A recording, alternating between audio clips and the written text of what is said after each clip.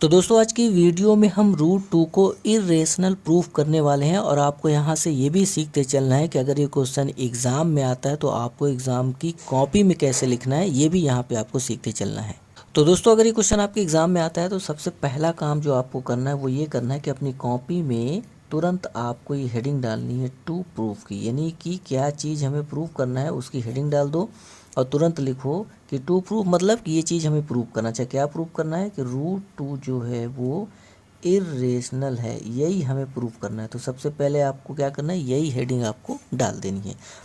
उसके बाद दूसरी हेडिंग आपको जो डालनी है वो ये डालनी है कि प्रूफ की हेडिंग डालनी है, यानी कि PROOF प्रूफ, यानी कि यहाँ से हमारा प्रूफ स्टार्ट हो गया है। अब दोस्तों हमने आपको इस तरह के सवाल पहले कराए हुए प्रूफ वाले सवाल, तो आपको एक चीज़ बता दें कि कोई भी सवाल प्रूफ वाला है, इरेशनल प्रूफ करने का कोई भी सवाल है, चाहे जैसा सवाल है उसकी पहली लाइन सेम होती है।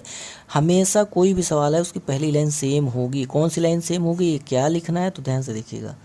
तो दोस्तों लाइन हमने लिख ली है, क्या लिखा है आइए आपको समझाते हैं। सबसे पहली लाइन आपको यही लिखनी है कि let us assume that root 2 is rational, यानी कि हमने क्या कहा कि लेट अस एज्यूम, यानी कि हमने माना है, कुछ देर के लिए हमने मान लिया है कि जो रूट 2 है वो रेशनल नंबर है। तो उसके बाद क्या करेंगे, अगर रूट 2 रेशनल नंबर हमने माना है तब रूट 2 को क्या कर सकते हैं, अपॉन में लिख सकते हैं, यानी कि न्यूमरेटर और डिनोमिनेटर में लिख सकते हैं। तो इसलिए हमने लिख दिया कि अगर ये रेशनल है तब हम रूट 2 को लिख सकते हैं A/B, यानी कि न्यूमरेटर और डिनोमिनेटर में लिख सकते हैं।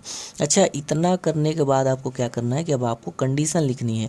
कंडीशन क्या लिखना है, ये दोस्तों हर एक क्वेश्चन में आपको ये पहली लाइन सेम मिलेगी और आपको कंडीशन आपको हर क्वेश्चन में लिखना है जिसमें आप ये प्रूफ कर रहे हो। तो भैया कंडीशन क्या लिखेंगे, तो कंडीशन लिखेंगे वेयर, यानी कि जहाँ पर A और B, यानी कि जो हमने A और B लिया है ये क्या है, ये आपके इंटीजर्स हैं। उसके बाद दूसरी लाइन आपको क्या लिखनी है कि जो B है वो 0 के इक्वल नहीं है। और तीसरी कंडीशन और लिख देनी है कि जो A और B है वो क्या है, वो आपके को प्राइम है। यानी कि तीन चीज़ आपको लिख देनी, क्या लिखना है कि जहाँ पर A और B क्या है, इंटीजर है, और जो B है वो 0 के इक्वल नहीं हो सकता है, और A और B दोनों आपस में क्या है, को प्राइम है। तो दोस्तों इतना करने के बाद आपको क्या करना है कि क्रॉस मल्टीप्लाई करके उसको सॉल्व कर लेना है। तो यानी B का मल्टीप्लाई रूट 2 में कर देना है और A का मल्टीप्लाई 1 में कर देना है। तो जब आप B का मल्टीप्लाई रूट 2 में करेंगे तो आएगा रूट 2B, और जब आप A का मल्टीप्लाई 1 में करेंगे तो आएगा A। तो दोस्तों जैसे आप यहाँ तक आ जाएं तो उसके बाद आपको एक लाइन लिखनी है, क्या लिखनी है कि ऑन स्क्वायरिंग बोथ साइड, यानी कि दोनों साइड में स्क्वायर करने पर। तो भैया क्या लिखेंगे, ऑन स्क्वायरिंग बोथ साइड। तो दोनों साइड जब आप स्क्वायर करोगे तो ये बन जाएगा रूट 2B का होल स्क्वायर, इधर भी स्क्वायर लगाना पड़ेगा। तो ये बन के हमारे पास क्या आ जाएगा, जब भैया रूट 2 का स्क्वायर करोगे तो आएगा 2, और जब आप B का स्क्वायर करोगे तो आएगा B स्क्वायर, इधर आ गया A स्क्वायर, यानी कि ये चीज़ हमारे पास निकल के आ गई। तो दोस्तों यहाँ से हम क्या करेंगे कि B स्क्वायर को एक साइड कर लेंगे और भैया बाकी जो चीज़ बच गया उसको दूसरे साइड भेज देंगे, यानी कि जो 2 है उसको उस साइड भेजेंगे। तो 2 मल्टीप्लाई में है, उधर जाएगा तो डिवाइड में हो जाएगा। तो A² 2, और इसको आपको ब्रैकेट में कर लेना है बंद, इसका नाम दे देना है इक्वेशन फर्स्ट। तो दोस्तों जैसे ही आपका इक्वेशन फर्स्ट आ जाए तो उसके बाद आपको 2 लाइन लिखनी होती है। वो लाइन क्या है पहले हम लिख लेते हैं फिर आपको समझाते हैं। तो दोस्तों जो लाइन आपको लिखनी है वो ये लिखनी है कि हियर, यानी कि यहाँ पर जो 2 है वो डिवाइड करता है A स्क्वायर को। आप यहाँ पे देख सकते हैं कि 2 जो है अपॉन के नीचे है, तो इसका मतलब जो 2 है वो A स्क्वायर को डिवाइड कर रहा है। तो आपको लिखना पड़ेगा कि यहाँ पर 2 डिवाइड्स A स्क्वायर, यानी कि जो 2 है वो A स्क्वायर को डिवाइड कर रहा है। देन तब अगर ये जो 2 है वो A स्क्वायर को डिवाइड कर रहा है तो इसका मतलब जो 2 है वो A को भी डिवाइड करेगा। इतनी चीज़ आपको समझ में आई।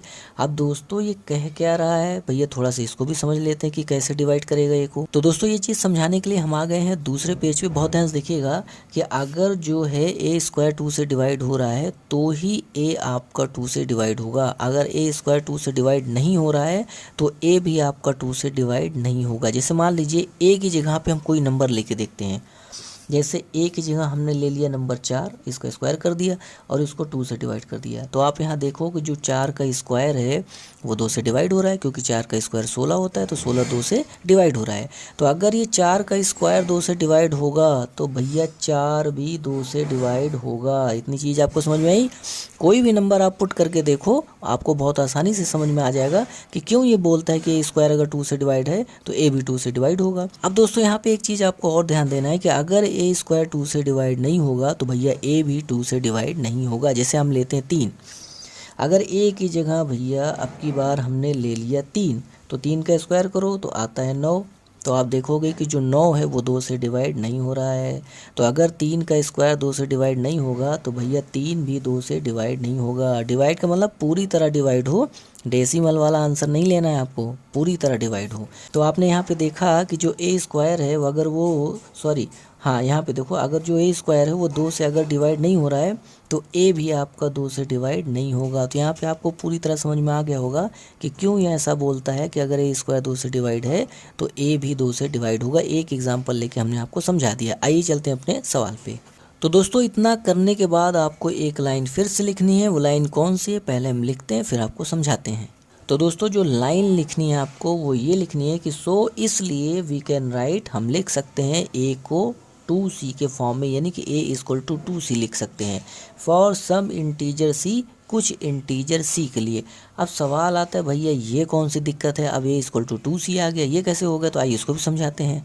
तो दोस्तों आपको समझाने के लिए हम फिर से आ गए अपने इस पेज पे। बहुत ध्यान से देखिएगा कि अगर जो a है वो 2 से अगर डिवाइड हो जा रहा है तो इसका मतलब a की जगह कौन सा नंबर हो सकता है? a की जगह भैया हो सकता है 2, 4, 6, 8, 10, यानी कि ऐसे नंबर होंगे ए की जगह जो 2 से डिवाइड होंगे। तो यानी कि ऐसे ही नंबर होंगे, 2 हो सकता है, 4 हो सकता है, 6 हो सकता है, 8 हो सकता है, ऐसे करके ढेर सारे नंबर हो सकते हैं। तो इसके लिए हमने किया क्या, देखिए भैया ये हमने बना लिया है कि अगर ए की वैल्यू 2 होगी तो उसको हम लिख सकते हैं 2 × 1। अगर ए की वैल्यू जो है 4 होगी तो उसको लिख सकते हैं 2 × 4, 2 × 2। अब दोस्तों हमने ऐसे बना लिया कि अगर ए की वैल्यू 6 होगी तो हम लिख सकते हैं ए इक्वल टू 2 × 3। लेकिन दोस्तों हमें ये तो पता है नहीं कि ए की वैल्यू क्या हो सकती है। ए की वैल्यू कुछ भी हो सकती है, लेकिन हमें जानकारी नहीं है। तो इसलिए क्या करते हैं, जब कोई वैल्यू हमें एग्जैक्ट नहीं पता होती है तो हम उसको ABCD में लिख देते हैं। तो भैया देखो कैसे लिखेंगे, ये हो गया आपका ए, ये तो बदल नहीं रहा है, ठीक है, इक्वल भी नहीं बदल रहा है। ये देखो 2 वाली लाइन ये भी नहीं बदल रही है। यहाँ पे आप देखो कि ये वाली लाइन भैया बदलती चली जा रही है। इसी को जो ये बदल रहा है ना 1 2 3 4, इसी को हमने नाम दे दिया सी। तो जो ए की वैल्यू है वो इसीलिए हम बोलते हैं कि जो ए की वैल्यू है वो 2c के फॉर्म में है, यानी कि हम लिख सकते हैं a इक्वल टू 2c।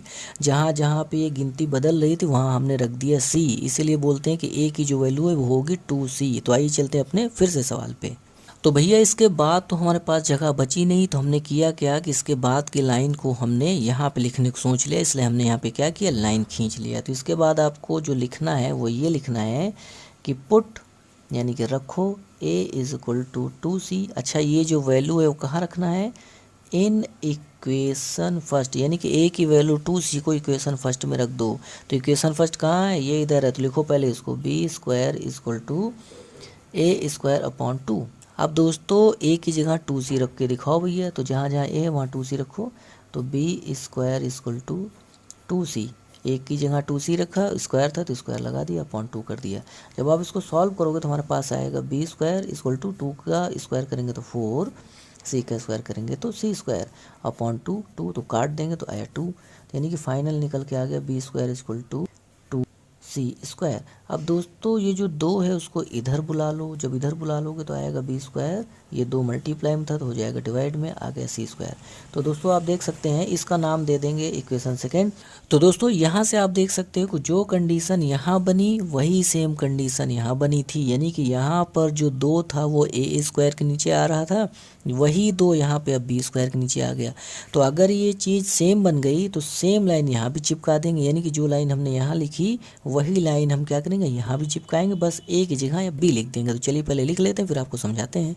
तो दोस्तों हमने क्या किया कि 2 लाइन यहाँ पे लिख ली, जो लाइन यहाँ लिखी तो वही यहाँ पे लिख दिया। क्या लिख दिया कि जो 2 है वो बी स्क्वायर को डिवाइड कर रहा है, इसीलिए जो 2 है वो बी को भी डिवाइड करेगा।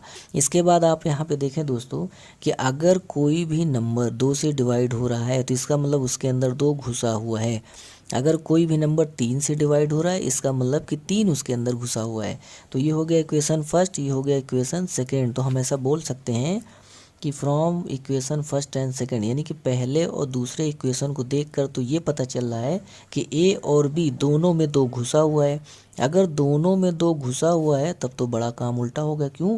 क्योंकि शुरुआत में हमने मान रखा है कि ए और बी क्या है, को प्राइम है। को प्राइम का मतलब ये होता है कि ए और बी में कोई भी नंबर कॉमन नहीं होना चाहिए एक को छोड़कर, यानी कि कोई भी नंबर कोई भी नंबर ए और बी में नहीं घुसा होना चाहिए एक को छोड़कर। तो हमने तो प्रूफ कर दिया कि भैया कि ए और बी में 2 घुसा हुआ है, लेकिन शुरुआत में हमने माना था को प्राइम की, यानी कि इसके अंदर कोई नंबर घुसा ही नहीं हुआ है। इसका मतलब ये चीज़ क्या हो गई, उल्टा हो गई। तो अब हमको क्या करना है, उसी को लाइन लिख करके बतानी है। तो दोस्तों इसके बाद आपको जो लाइन लिखनी है वही लिखनी है कि from equation first and second, यानी कि इक्वेशन फर्स्ट और सेकंड से 2 is a common factor of A and B. हमने पता लगाया कि जो 2 है वो कॉमन फैक्टर है ए और बी का। लेकिन क्या हुआ कि अगर कॉमन फैक्टर निकल गया तो शुरू में तो हमने माना था को प्राइम है, को प्राइम मतलब कि कॉमन फैक्टर नहीं निकलना चाहिए, लेकिन यहाँ पे निकल गया। तो इसलिए हम लाइन लिखेंगे कि बट लेकिन इट कंट्राडिक्ट द फैक्ट, यानी कि यहाँ पर ये फैक्ट को कंट्राडिक्ट कर गया, यानी कि हमारा जो फैक्ट था जो हमने माना था उसका उल्टा चला गया। अच्छा, क्या हमने माना था कि ए एंड बी आर को प्राइम, हमने माना था कि ए और बी को प्राइम है, इसके उल्टा चला गया। तो इसलिए हम लाइन लिखेंगे but it contradict the fact, लेकिन ये कंट्राडिक्ट कर गया फैक्ट को कि ए और बी को प्राइम है। इतनी बात आपको समझ में। इसके बाद आपको 2 लाइन और लिखनी, उसके बाद पूरा सवाल ख़त्म।